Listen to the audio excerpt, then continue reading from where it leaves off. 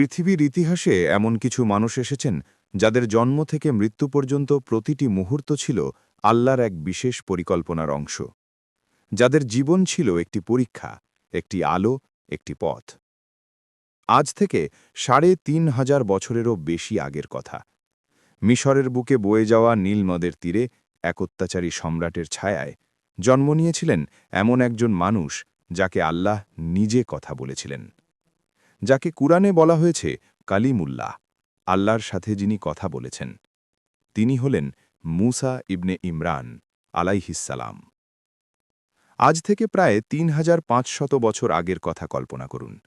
মধ্যপ্রাচ্য এবং উত্তর আফ্রিকার বুকে তখন একটি সভ্যতা তার চূড়ান্ত ক্ষমতার শিখরে অবস্থান করছিল। সেই সভ্যতার নাম মিশর, আর তার শাসক ছিলেন এক ব্যক্তি যিনি নিজেকে ঈশ্বর বলে দাবি করতেন। ইতিহাস তাকে চেনে ফেরাউন নামে। মিশরীয় সভ্যতা তখন পৃথিবীর সবচেয়ে শক্তিশালী সভ্যতাগুলির একটি। তাদের পিরামিড আজও দাঁড়িয়ে আছে কালের সাক্ষী হিসেবে। তাদের স্থাপত্য, তাদের চিত্রকলা, তাদের বিজ্ঞান সবকিছু তখন বিশ্বের শীর্ষে। কিন্তু এই জৌলুসের আড়ালে ছিল এক নৃশংস সত্য। সেই সমৃদ্ধ সভ্যতার ভিত্তিপ্রস্তর গাঁথা হয়েছিল লক্ষ লক্ষ মানুষের রক্ত আর ঘামে, যারা স্বাধীন ছিল না, যাদের কোনো অধিকার ছিল না, যারা ছিল দাস। আর সেই দাসদের মধ্যে সবচেয়ে বেশি নিপীড়িত ছিল একটি জাতি, বনি ইসরাইল। বনি ইসরাইল, ইসরাইলের সন্তানেরা, ইয়াকুব আলাইহিসসালামের বংশধরেরা, ইউসুফ আলাইহিসসালামের উত্তরপুরুষেরা। এরা ছিলেন নবীদের বংশের মানুষ, কিন্তু মিশরে তখন তাদের অবস্থা ছিল অত্যন্ত করুণ। ইতিহাস বলে এবং কুরআনও নিশ্চিত করে, ফেরাউন এবং তার পূর্বপুরুষরা বনি ইসরায়েলকে দাসত্বের শিকলে আবদ্ধ করেছিল।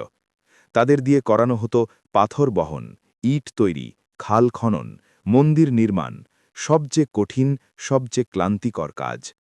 আল্লাহ তাআলা পবিত্র কুরআনে সূরা আল বাকারায় বলেন, আর স্মরণ করো যখন আমি তোমাদেরকে ফেরাউনের লোকেদের কবল থেকে মুক্ত করেছিলাম, যারা তোমাদেরকে কঠিন শাস্তি দিত, তোমাদের পুত্র সন্তানদেরকে হত্যা করত এবং তোমাদের নারীদেরকে জীবিত রাখত। এতে তোমাদের প্রতিপালকের পক্ষ থেকে তোমাদের জন্য ছিল এক মহা পরীক্ষা। সূরা আল বাকারা ৪৯। এই ছিল সেই সময়কার চিত্র। একটি জাতি ভেঙে পড়ছে, তাদের পুরুষরা দাস, তাদের মেয়েরা অসহায়, তাদের শিশুরা বিপদে। কিন্তু আল্লাহর পরিকল্পনা কখনো থামে না। ফেরাউন, ইতিহাসবিদরা যাকে রামেসিস দ্বিতীয় বা তার পূর্বপুরুষ হিসেবে চিহ্নিত করেন, সে ছিল তার সময়ের সবচেয়ে ক্ষমতাভর শাসক। কিন্তু ক্ষমতাভর মানুষেরাই সবচেয়ে বেশি ভয় পায়। ফেরাউনের জ্যোতিষী এবং পরামর্শদাতারা তাকে একটি ভবিষ্যদ্বাণী জানিয়েছিল। বনি ইসরায়েলের মধ্যে এমন একটি সন্তান জন্ম নেবে যে তার রাজত্ব ধ্বংস করবে, যার হাতে তার পতন ঘটবে। এই ভয়ে কাতর হয়ে ফেরাউন একটি ভয়ঙ্কর আদেশ জারি করল। সূরা আল কাসাসে আল্লাহ বলেন, নিশ্চয়ই ফেরাউন দেশে উদ্ধত হয়েছিল এবং সে দেশের অধিবাসীদেরকে বিভিন্ন দলে বিভক্ত করেছিল। তাদের মধ্যে এক দলকে সে দুর্বল করে রেখেছিল, তাদের পুত্র সন্তানদেরকে জবাই করত এবং নারীদেরকে জীবিত রাখত। নিশ্চয়ই সে বিপর্যয় সৃষ্টিকারীদের অন্তর্ভুক্ত ছিল। সূরা আল কাসাস ৪। পুত্র সন্তান জন্ম নিলেই হত্যা করো, এই ছিল ফেরাউনের নির্দেশ। ভাবুন একবার, একটি জাতির প্রতিটি ঘরে আতঙ্ক, প্রতিটি মা ভয়ে কাঁপছেন, সন্তান পেটে থাকতেই প্রার্থনা করছেন, হে আল্লাহ, মেয়ে দিও। কারণ পুত্র সন্তান মানেই মৃত্যু। এই অন্ধকার পরিস্থিতিতে বনি ইসরায়েলের এক পরিবারে একটি বিশেষ সন্তানের জন্ম হওয়ার সময় এল। ইমরানের ঘরে সেদিন রাত নেমেছে আলাদাভাবে। ইমরান ছিলেন বনি ইসরায়েলের একজন সাধারণ মানুষ, নবীদের বংশের উত্তরসূরি, দরিদ্র কিন্তু ঈমানদার। তার স্ত্রী, যাকে ইসলামী বর্ণনায় ইউকাবিদ বা হাজালিয়া নামে উল্লেখ করা হয়, তিনি ছিলেন একজন ঈমানদার, সৎ মহিলা। সেই রাতে তাদের ঘরে একটি সন্তান এল, পুত্র সন্তান। যখন মা দেখলেন সন্তান পুত্র, তার বুক ভেঙে গেল। কারণ ফেরাউনের সৈন্যরা প্রতিটি ঘরে নজর রাখে। নতুন পুত্র সন্তানের খবর পেলেই তারা ছুটে আসে এবং তারপর। কিন্তু আল্লাহ সুবহানাহু ওয়া তাআলা এই মায়ের হৃদয়কে শক্তি দিলেন। আল কুরআনে আল্লাহ বলেন, আর আমি মুসার মাকে ইলহাম করলাম যে তাকে দুধ পান করাও, তারপর যখন তুমি তার সম্পর্কে ভয় পাবে তখন তাকে নদীতে নিক্ষেপ করো এবং ভয় পেও না, দুঃখ করো না। নিশ্চয়ই আমি তাকে তোমার কাছে ফিরিয়ে দেব এবং তাকে রাসূলদের একজন করব। সূরা আল কাসাস ৭। ইলহাম, আল্লাহর পক্ষ থেকে হৃদয়ে কথা বলা। ওহী নয়, কিন্তু একটি বিশেষ দিক নির্দেশনা। আল্লাহ এই মাকে ৪টি কথা বললেন। ১. দুধ পান করাও। ২. ভয় পেলে নদীতে দাও। ৩. ভয় পেও না। ৪. দুঃখ করো না। এবং ২টি প্রতিশ্রুতি দিলেন। ১. তোমার কাছে ফিরিয়ে দেব। ২. তাকে নবী করব। সুবহানাল্লাহ। একজন মায়ের হৃদয়ে যে বিশ্বাস থাকলে তিনি তার নবজাতক সন্তানকে নদীর পানিতে ভাসিয়ে দিতে পারেন, সেই বিশ্বাসের নাম তাওয়াক্কুল, আল্লাহর উপর পূর্ণ নির্ভরতা। কিন্তু তার আগে কিছু সময় গেল। মা মুসাকে লুকিয়ে রাখলেন। কতদিন? সঠিক সংখ্যা কুরআনে বলা নেই, তবে ইসলামী বর্ণনা অনুযায়ী ৩ মাস পর্যন্ত। ৩ মাস একটি শিশুকে লুকিয়ে রাখা, ফেরাউনের সৈন্যদের চোখ ফাঁকি দিয়ে, এটি কতটা কঠিন ছিল তা কল্পনা করুন। শিশু কাঁদলে সৈন্যরা শুনে ফেলবে, শিশুকে খাওয়াতে হবে, ঘরে কেউ এলে লুকাতে হবে। প্রতিটি মুহূর্ত ছিল ভয়ের। কিন্তু একদিন সেই মুহূর্ত এলো যখন আর লুকোনো সম্ভব নয়। হয়তো শিশু বড় হচ্ছে, হয়তো সৈন্যরা কাছাকাছি এসেছে, হয়তো প্রতিবেশী সন্দেহ করছে। সেই মুহূর্তে মায়ের হৃদয়ে আল্লাহর সেই কথাগুলো জলজল করে উঠল। ভয় পেও না, দুঃখ করো না। মা একটি সন্দুক তৈরি করলেন। পাপিরাস নলখাড়া দিয়ে বোনা একটি ছোট্ট ঝুড়ি বা বাক্স। কুরআনে এটিকে বলা হয়েছে তাবুত, আরবিতে সন্দুক। একই শব্দ ব্যবহার হয়েছে তাবুতে সাকিনার ক্ষেত্রেও। সেই সন্দুককে পানিরোধী করতে মা ভেতরে ও বাইরে আলকাতরা মাখালেন, যেন পানি না ঠোকে, শিশু ভেতরে নিরাপদ থাকে। তারপর এলো সেই মুহূর্ত। ভোরের আলো ফোটার আগে, যখন চারদিক নিস্তব্ধ, যখন ফেরাউনের পাহারাদাররা ক্লান্ত, যখন নীল নদের পানি শান্ত, তখন মা সেই ছোট্ট সন্দুকটি পানিতে ছেড়ে দিলেন। সন্দুক ভেসে গেল। ভাবুন সেই মায়ের কথা। তার বুকের ভিতরে একটি সদ্যজাত শিশুর গন্ধ, তার কানে এখনও সেই শিশুর ছোট্ট কান্নার শব্দ, তার হাতে সেই উষ্ণ স্পর্শের অনুভূতি। এবং এখন সেই শিশু একটি ছোট্ট সন্দুকে ভাসছে নীল নদের বিশাল বুকে, একা। আল্লাহ কুরআনে এই মায়ের হৃদয়ের কথা এত সুন্দরভাবে বর্ণনা করেছেন যে পড়লে চোখে পানি আসে। সূরা আল কাসাসে আল্লাহ বলেন, মুসার মায়ের মন অস্থির হয়ে পড়ল। সে যদি ধৈর্য ধারণকারীদের অন্তর্ভুক্ত না হতো, তাহলে সে তার পরিচয় প্রকাশই করে দিত। সূরা আল কাসাস ১০। মায়ের মন ফারিগা হয়ে গেল। আরবি ফারিগ শব্দের অর্থ খালি হয়ে যাওয়া, শূন্য হয়ে যাওয়া। একজন মায়ের হৃদয়ে সন্তানকে ছেড়ে দেওয়ার পর যেভাবে শূন্য হয়ে যায়, আল্লাহ সেই অনুভূতির কথা এতটা সুনির্দিষ্টভাবে বর্ণনা করেছেন। কিন্তু আল্লাহ সাথে সাথে বললেন, আমি তার মনকে শক্তিশালী করলাম, যেন সে বিশ্বাসীদের অন্তর্ভুক্ত থাকে। আল্লাহর সেই প্রতিশ্রুতি মনে পড়ল তার, ভয় পেও না, দুঃখ করো না, আমি ফিরিয়ে দেব। এবং সেই শক্তিতে তিনি নিজেকে ধরে রাখলেন। কিন্তু মা কি শুধু হাত গুটিয়ে বসে থাকলেন? না, মায়ের মতোই বুদ্ধিমান ছিলেন মুসার বড় বোন। তার নাম সম্পর্কে ইসলামী বর্ণনায় মারিয়াম বা কুলসুম উল্লেখ আছে, যদিও কুরআন তার নাম সরাসরি বলেনি। মা তাকে নির্দেশ দিলেন, দূর থেকে নজর রাখো, যা হয় জানাও। আল্লাহ কুরআনে বলেন, সে তার বোনকে বলল, তার পিছু নাও। সুতরাং সে দূর থেকে তাকে দেখতে লাগল। তারা জানত না। সূরা আল কাসাস ১১। তারা জানত না। কারা জানত না? ফেরাউনের লোকেরা। তারা জানত না যে এই মেয়েটি আসলে সেই শিশুর বোন। তারা জানত না যে এই সিন্দুকের ভেতরে কে। আল্লাহর কি অপূর্ব পরিকল্পনা! সিন্দুক ভেসে চলল। স্রোতে, ঢেউয়ে, ভোরের বাতাসে সেই ছোট্ট সিন্দুক এগিয়ে চলল। কোথায়? আল্লাহর ইচ্ছায় ফেরাউনের প্রাসাদের দিকে। ফেরাউনের প্রাসাদের পাশ দিয়ে বয়ে যায় নীল নদ। সেখানে প্রাসাদের মহিলাদের জন্য বিশেষ স্নানঘাট ছিল। সেখানে প্রতিদিন সকালে রানী ও রাজপরিবারের মহিলারা আসতেন। সেদিনও তারা এসেছিলেন, এবং তখনই দেখলেন একটি ছোট্ট সিন্দুক ভেসে আসছে। আল্লাহ কুরআনে বলেন, তখন ফেরাউনের পরিবার তাকে কুড়িয়ে নিল, যেন সে তাদের শত্রু ও দুঃখের কারণ হয়। নিশ্চয়ই ফেরাউন, হামান এবং তাদের সৈন্যবাহিনী অপরাধী ছিল। সূরা আল কাসাস ৮। যেন সে তাদের শত্রু ও দুঃখের কারণ হয়। আল্লাহ এখন একটি অদ্ভুত কথা বললেন। যে শিশুকে ফেরাউন হত্যা করতে চেয়েছিল, সেই শিশুকেই ফেরাউনের পরিবার কুড়িয়ে নিল। তারা নিজেরা জানে না যে এই শিশুই একদিন তাদের পতনের কারণ হবে। এটাই আল্লাহর পরিকল্পনার অপূর্ব দিক। শত্রুর ঘরেই পালিত হবেন সেই নবী, যিনি একদিন সেই শত্রুকে পরাস্ত করবেন। সিন্দুক খোলার পর ভেতরে দেখা গেল একটি সুন্দর শিশু, চুপচাপ, ঘুমন্ত, নিরাপদ। আল্লাহ এই শিশুকে এমনভাবে তৈরি করেছিলেন, এমন সৌন্দর্য দিয়েছিলেন যে যেই তাকে দেখে মুগ্ধ হয়ে যায়। ফেরাউনের স্ত্রী ছিলেন আসিয়া বিনতে মুজাহিম। কুরআন এবং হাদিসে আসিয়া রাদিয়াল্লাহ অন্যতম শ্রেষ্ঠ নারী হিসেবে উল্লেখিত। রাসূলুল্লাহ সাল্লাল্লাহু আলাইহি ওয়াসাল্লাম তাকে জান্নাতের শ্রেষ্ঠ নারীদের একজন বলেছেন। এই শিশুকে দেখে আসিয়ার মন ভরে গেল। আল্লাহ সূরা আল কাসাসে বলেন, আর ফেরাউনের স্ত্রী বলল, এ শিশু আমার ও তোমার নয়নের শীতলতা। তাকে হত্যা করো না। সম্ভবত সে আমাদের উপকারে আসবে, অথবা আমরা তাকে পুত্র হিসেবে গ্রহণ করতে পারি। বস্তুত তারা পরিণাম সম্পর্কে অনুভব করতে পারত না। সূরা আল কাসাস ৯। নয়নের শীতলতা, কি সুন্দর কথা।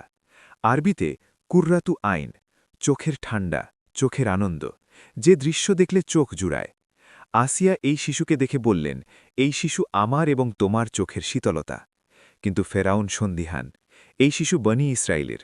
এই শিশুকে রাখলে বিপদ হতে পারে। সে হত্যার কথা ভাবল। কিন্তু আসিয়া দৃঢ়ভাবে বললেন, না।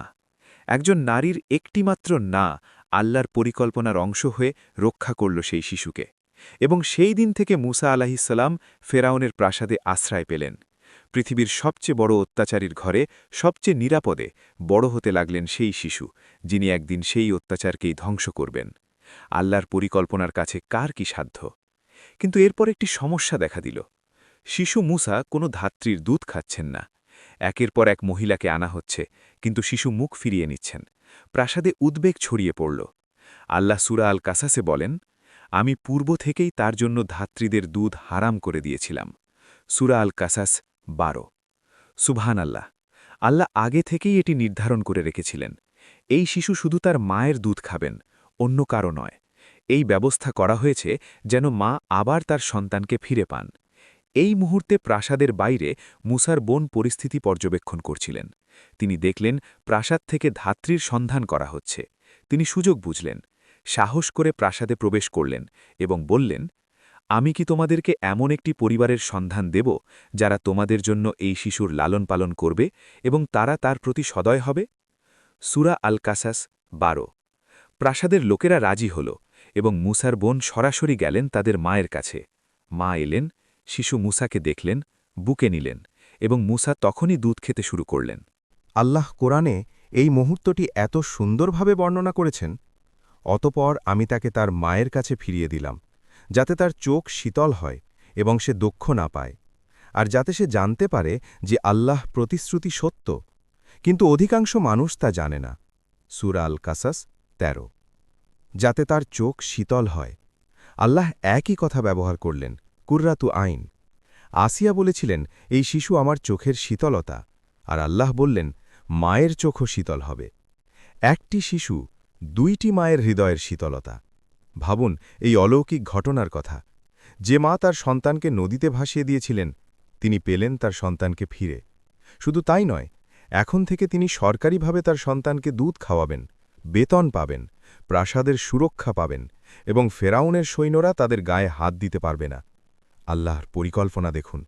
যে ফেরাউন বনি ইসরায়েলের শিশুদের হত্যার আদেশ দিয়েছিল, সেই ফেরাউনের রাজকোষ থেকেই অর্থ দেওয়া হচ্ছে মুসার মাকে তার নিজের সন্তানকে লালন করার জন্য। সুবহানাল্লাহিল আজিম। এরপর কেটে গেল কয়েক বছর। মুসা আলাইসাল্লাম বড় হতে লাগলেন ফেরাউনের প্রাসাদে।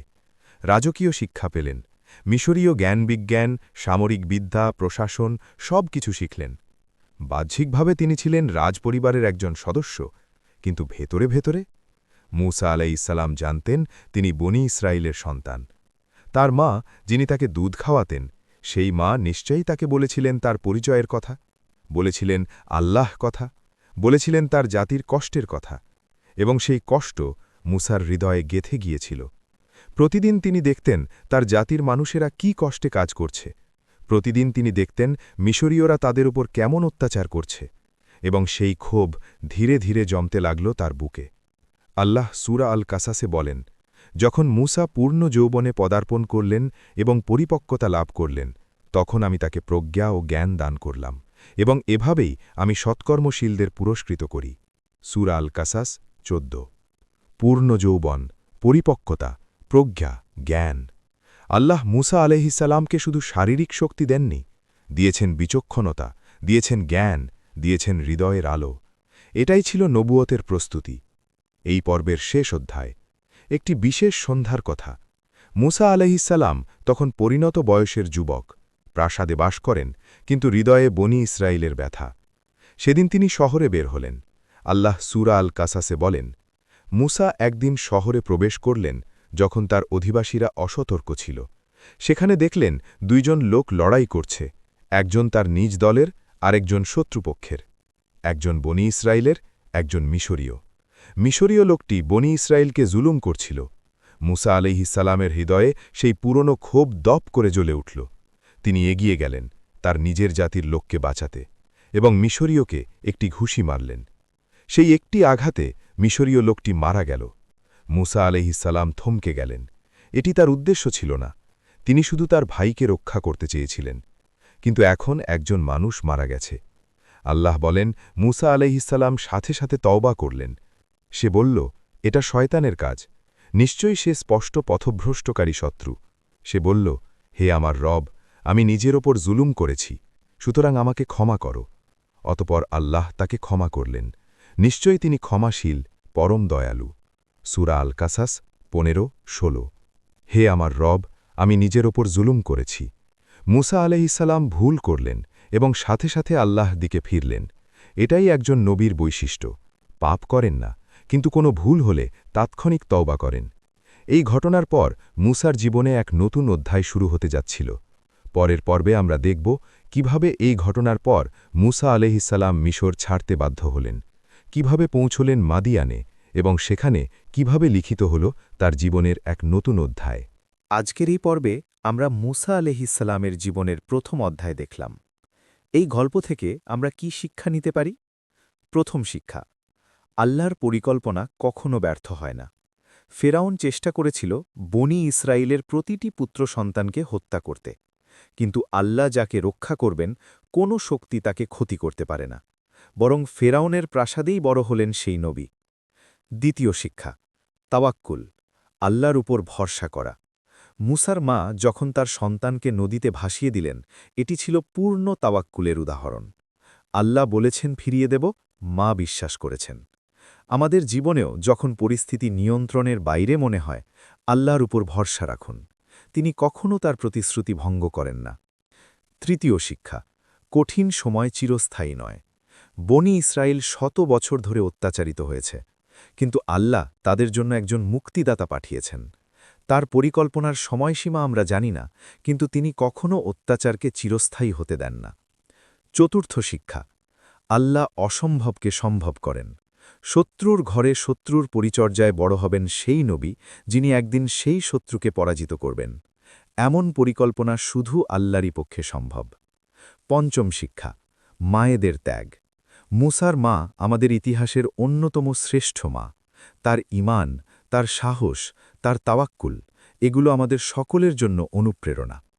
আপনার জীবনেও হয়তো এমন পরিস্থিতি আসবে যখন আপনি আপনার সবচেয়ে প্রিয় জিনিস আল্লাহর উপর ছেড়ে দিতে বাধ্য হবেন। মনে রাখুন, আল্লাহ সেই মাকে তার সন্তান ফিরিয়ে দিয়েছিলেন, তিনি আপনাকেও হতাশ করবেন না। এখানে একটি বিশেষ তথ্য জেনে নেওয়া দরকার। আল্লাহ সুবহানাহু ওয়া তাআলা পবিত্র কোরআনে মূসা আলাইহিসসালামের নাম উল্লেখ করেছেন ১৩৬ বার। ১৩৬ বার। এটি কোরআনে সবচেয়ে বেশিবার উল্লিখিত নবীর নাম। এমনকি আমাদের প্রিয় নবী হযরত মুহাম্মদ সাল্লাল্লাহু আলাইহি ওয়াসাল্লামের নামের চেয়েও বেশি। কোরআনের কোন কোন সূরায় মূসা আলাইহিসসালামের কাহিনী আছে? সূরা আল বাকারা, সূরা আলে ইমরান, সূরা আন-নিসা, সূরা আল মাইদা, সূরা আল আনাম, সূরা আল আরাফ, সূরা ইউনুস, সূরা হুদ, সূরা ইব্রাহিম, সূরা আল ইসরা, সূরা আল কাহাফ, সূরা মারিয়াম, সূরা তহা। পুরো একটি সূরার নাম তহা, এবং এটি মূলত মূসার সূরা। সূরা আল আম্বিয়া, সূরা আল মুমিনুন, সূরা আশ-শুআরা, সূরা আন-নামল, সূরা আল কাসাস, পুরো সূরা কাসাস মুসার জীবনী। সূরা আস-সাফাত, সূরা গাফের, সূরা ফুসসিলাত, সূরা আজ-জুখরুফ, সূরা আদ-দুখান, সূরা আল আহকাফ, সূরা আজ-জারিয়াত, সূরা আত-তুর, সূরা আন-নজম, সূরা আস-সাফ, সূরা আন-নাজিয়াত, সূরা আল আলা। এই বিশাল উপস্থিতির কারণ কি? কারণ মুসা আলাইহিস সালামের জীবনে আমাদের জন্য অসাধারণ শিক্ষার ভাণ্ডার। তার জীবনে আছে শিশুকালের পরীক্ষা, যৌবনের সংকট, নবুয়তের দায়িত্ব, অত্যাচারীর বিরুদ্ধে সংগ্রাম, নিজের জাতির অকৃতজ্ঞতা মোকাবেলা এবং সবকিছুর পরেও আল্লাহর উপর অটল বিশ্বাস। তার জীবন একটি পূর্ণ পাঠ্যপুস্তক। এখন একটু ইতিহাসের কথা বলি। ইতিহাসবিদরা মুসা আলাইহিস সালামের সময়কাল নিয়ে মতভেদ করেছেন। বিভিন্ন গবেষক বিভিন্ন সময়কাল নির্ধারণ করেছেন। কেউ বলেন খ্রিস্টপূর্ব 1446 সাল, কেউ বলেন 1290 খ্রিস্টাব্দের কাছাকাছি। অধিকাংশ ইসলামী পণ্ডিতের মতে মুসা আলাইহিস সালামের সময়কার ফেরাউন সম্ভবত রামেসিস দ্বিতীয় বা তার পিতা সেতি প্রথম। রামেসিস দ্বিতীয় ইতিহাসের অন্যতম শক্তিশালী ফেরাউন। তার মমি আজও কায়রোর জাদুঘরে সংরক্ষিত। আশ্চর্যজনক বিষয় হল আধুনিক বিজ্ঞানীরা সেই মমি পরীক্ষা করে দেখেছেন যে তার শরীরে সামুদ্রিক লবণের অস্তিত্ব আছে। আর আল্লাহ কুরআনে বলেছিলেন যে ফেরাউনের শরীর সংরক্ষিত রাখা হবে পরবর্তী প্রজন্মের জন্য নিদর্শন হিসেবে। সূরা ইউনুসে আল্লাহ বলেন, আজ আমি তোমার দেহকে সংরক্ষণ করব, যাতে তুমি তোমার পরবর্তীদের জন্য নিদর্শন হতে পারো। সূরা ইউনুস 92 নং আয়াত। কোরআনের এই ভবিষ্যৎবাণী যা 1400 বছর আগে করা হয়েছিল, আধুনিক প্রত্নতত্ত্ব দ্বারা নিশ্চিত হয়েছে। এটি কোরআনের সত্যতার আরও একটি প্রমাণ। আজকের পর্বে আমরা দেখলাম মুসা আলাইহিস সালামের অলৌকিক জন্ম, মায়ের অসীম সাহস, সিন্ধুকে নীল নদে ভাসানো, ফেরাউনের ঘরে আশ্রয়, মায়ের কাছে ফিরে আসা এবং যৌবনের একটি গুরুত্বপূর্ণ ঘটনা। পরের পর্বে, পর্ব 2, পলাতক নবীর যাত্রা, আমরা দেখব কিপ্তিকে হত্যার পর মুসা আলাইহিস সালামের কি হল। তিনি কি ধরা পড়লেন? মিশর ছেড়ে কোথায় গেলেন? মাদিয়ানে কি হল তার? এবং শুয়াইব আলাইহিস সালামের 2 মেয়ের সাথে কি ঘটনা ঘটল? পরের পর্ব দেখতে চ্যানেল সাবস্ক্রাইব করুন, বেল আইকনে ক্লিক করুন যেন নতুন পর্ব মিস না হয়। আর যদি এই পর্বটি ভালো লেগে থাকে শেয়ার করুন আপনার পরিবার, বন্ধু, প্রতিবেশীদের সাথে। কারণ নবীদের জীবনী জানা এটি শুধু ইতিহাস জানা নয়, এটি আল্লাহকে চেনার পথ। আজকের পর্ব শেষ করার আগে আসুন একটু ভাবি, মুসার মা যখন সেই সিন্দুক নীল নদে ছেড়ে দিয়েছিলেন তখন তার হাত ছিল খালি, কিন্তু তার হৃদয় ছিল আল্লাহর বিশ্বাসে পরিপূর্ণ। আমাদের জীবনেও এমন মুহূর্ত আসে যখন আমাদের হাত খালি মনে হয়, যখন সব পথ বন্ধ মনে হয়, যখন অন্ধকার ছাড়া কিছু দেখি না। সেই মুহূর্তে মনে করুন মুসার মায়ের কথা, মনে করুন আল্লাহর সেই কথা, ভয় পেও না, দুঃখ করো না, আমি ফিরিয়ে দেব। কারণ আল্লাহর প্রতিশ্রুতি কখনো মিথ্যা হয় না।